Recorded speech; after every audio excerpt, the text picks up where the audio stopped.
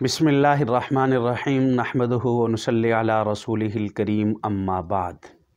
دیکھیں، کبیرہ گناہوں میں سے کچھ گناہ وہ ہیں کہ جن کا تعلق انسان کی زبان کے ساتھ ہے، اور کچھ کبیرہ گناہوں میں سے وہ ہیں کہ جن کا تعلق انسان کے فعل کے ساتھ ہے۔ وہ کبیرہ گناہ کہ جن کا تعلق انسان کی زبان کے ساتھ ہے، وہ غیبت کرنا یہ گناہ کبیرہ ہے، اور اسی کے ساتھ بہتان لگانا یہ گناہ کبیرہ ہے۔ ان کا تعلق انسان کی زبان کے ساتھ ہے۔ غیبت کی تعریف جناب رسول اللہ صلی اللہ علیہ وسلم نے خود حدیث میں فرمائی۔ آپ صلی اللہ علیہ وسلم نے فرمایا کہ اگر کوئی شخص اپنے بھائی کا عیب اس کے پیٹھ پیچھے بیان کرے، اگر وہ اس پر مطلع ہو جائے تو وہ اس کو ناپسند سمجھے، وہ اس کو برا سمجھے، تو یہ غیبت ہے۔ صحابہ نے پوچھا کہ یا رسول اللہ، اگر یہ عیب واقعی اس میں پایا جاتا ہو تو کیا پھر بھی یہ غیبت ہے؟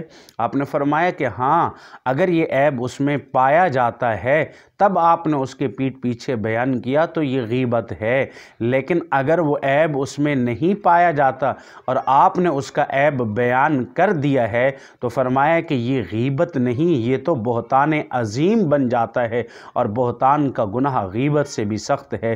جبکہ غیبت کے متعلق کہا گیا ہے الغیبت اشد من الزنا، کہ غیبت جو ہے یہ زنا سے زیادہ سخت ہے۔ اس کی وجہ یہ بیان فرمائی کیونکہ زنا کرنے والا اپنے اس جرم پر نادم ہوتا ہے، اور اب اس کو مجرم اپنے آپ کو سمجھتا ہے۔